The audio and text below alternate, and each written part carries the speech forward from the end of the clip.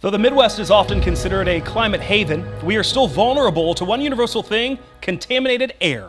And as our planet warms, research shows the air we breathe is becoming more polluted. 27 Storm Track meteorologist Dana Fulton has you covered on the unseen climate change frontier.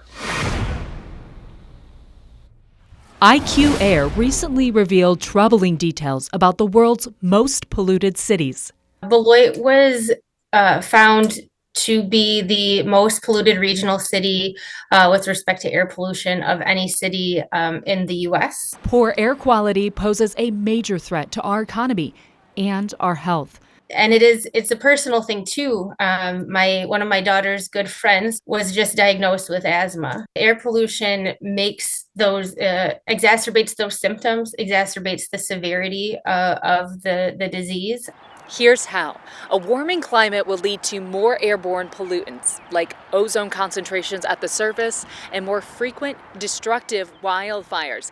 That wildfire smoke is filled with organic materials like trees, but it's also filled with burned buildings and cars, all filled with chemicals. Those microscopic particles invade our respiratory system when we breathe. Those tiny particles are linked with a whole host of health concerns.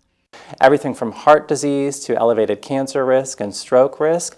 We're talking about neurodevelopmental challenges in terms of, folks who are pregnant are especially at risk of preterm birth and pregnancy complications from air pollution exposures. Dr. LeMay says at this point, mitigation and adaptation are both necessary to safeguard air quality.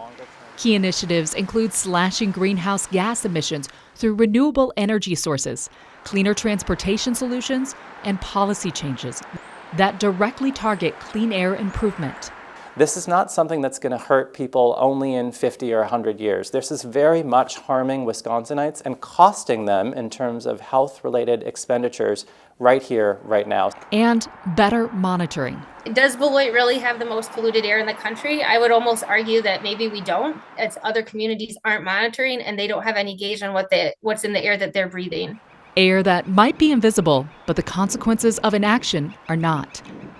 In Madison, I'm Dana Fulton. Our warming weather climate is extending the growing season. But that's a problem for people with allergies. A longer growing season means a longer allergy season. From 1970 to 2023, the freeze-free season lengthened by 32 days in Madison. That means pollen-producing plants can grow earlier and longer. Climate change is also extending the mosquito season. In 2022, we had 3 more weeks that were suitable for mosquitoes than we did back in 1970. This gives bugs more chances to bite you and spread diseases. Ticks can also carry diseases like Lyme disease. The Wisconsin Department of Health Services says state cases of Lyme disease more than doubled in the last 2 decades. Climate change has allowed ticks to expand their range and gives them more time to be active. We're experiencing increased winters that are warmer and drier that allow tick eggs to hatch. Agroecologist Catherine Young says healthy soils would mean reduced tick populations. In Wisconsin, healthy soils typically have diverse native species. Climate change is affecting the health of the people in Wisconsin and our cultures. Some traditions in the Ho-Chunk Nation are in danger. As climate change happens, one of the things I'm worried about is tamarack trees no longer growing. If that happens, we're no longer going to be able to build our Chipotake where we hold our traditions. Members of the tribe also make black ash baskets, but ash trees are being threatened by climate change and an invasive beetle, the emerald ash borer. Tribal members in Wisconsin say it's important that they have a seat at the table to help find solutions to climate change.